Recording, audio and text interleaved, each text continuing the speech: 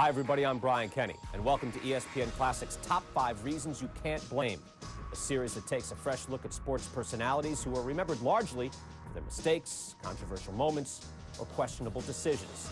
Our mission is not to further vilify these individuals, but instead to challenge conventional wisdom and re-examine what has been accepted as fact. You'll see new evidence, you'll hear new testimony. All you need is an open mind. In this show, we'll count down the reasons why you can't blame Kobe Bryant for the breakup of the Lakers. But first, let's take a look back at the collapse of the LA dynasty and why the All-Star Guard has been accused of dismantling the three-time champions. They won 3 championships and went to the finals 4 out of 5 years. Phil Jackson is as good a coach as we've ever had in our sport, and they have 2 of the greatest modern-day players I've ever seen in Kobe and Shaq.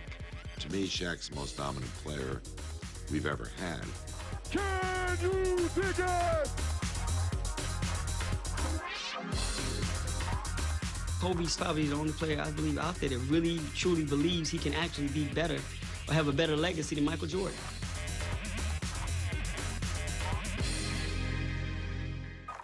After winning 3 straight NBA championships, the Lakers didn't survive the second round of the 2003 playoffs.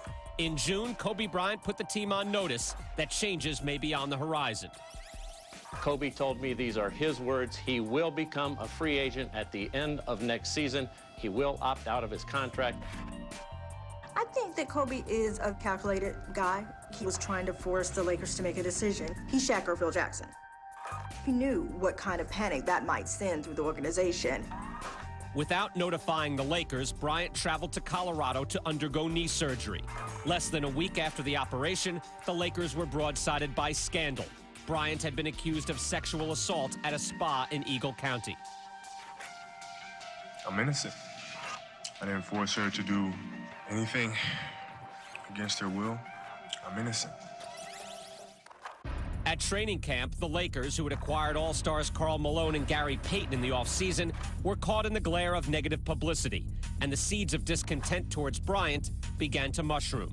The first day of practice, they weren't talking about winning a championship. They were talking about, is he going to be able to play? Is he going to go to jail? If he didn't have the sexual assault charge hanging over his head from the beginning, that team would have been mentally in a much, much better position. This group of players was as dysfunctional of a team I've ever seen.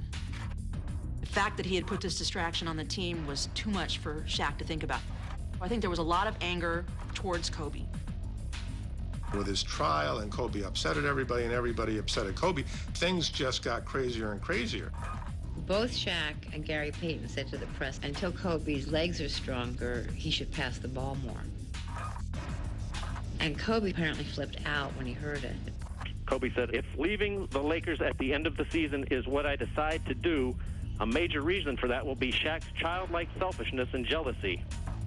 It was Shaq's team. Shaq was the sun, and the other guys would be the planets. Kobe was never that happy as a planet because he had his own sun potential. Phil is trying to balance egos here. Remember, he got Michael Jordan to play together with Scottie Pippen and the rest of the Bulls. But I think Phil always ran into a brick wall when it came to getting Kobe to do the things for the team that he wanted him to do. He didn't respect Phil Jackson as a person. He respected him as a coach, but not as a person. Despite the bickering, the talent-laden Lakers got off to a fast start and coasted to the playoffs. Their 56-26 record was 3rd best in the West, and they beat the Spurs and T-Wolves on the way to the finals. The Lakers are headed back to the NBA Finals once again. But in the finals, it was clear that the star-studded Lakers machine was less than the sum of its parts. Bryant, in particular, misfired, hitting just 4 of 23 three-point attempts. The man who had surpassed Jordan drew criticism from inside and outside his dysfunctional team. Kobe was bringing this team down. He just ignored Shaq when he was on the floor. He was just launching shot after shot without a prayer of it going in. Kobe leans, flashes, 16-footer is way strong. Kobe's following his 10-footer is an air ball. Kobe now 0 for 5. Sometimes there was a personal agenda that came in play, and it was an irritant to the team, and it was an irritant to me, and it was an irritant to Shaq. And I know right then, Shaq decided, that's it, I'm done, I'm out of here, because he couldn't play with such a selfish player. the Lakers fell in 5 games to the unselfish Pistons. And 3 days later, Phil Jackson was relieved of his duties.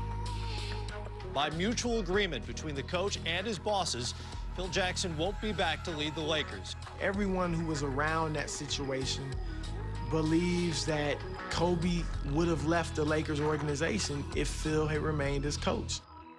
1 month later, Shaq was traded to Miami.